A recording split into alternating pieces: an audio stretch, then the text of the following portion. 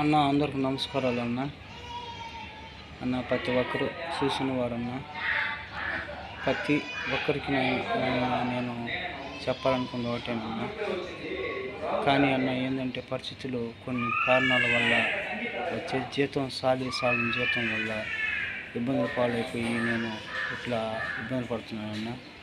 ప్రతి దాతలు ముందుకు వచ్చి నాకు సహాయం చేస్తారనుకుంటున్నానన్న.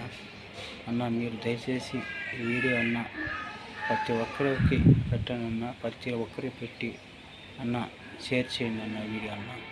ఇదిగన్నా నా పరిస్థితులకి అన్న మీకు దండం పెడతానన్న.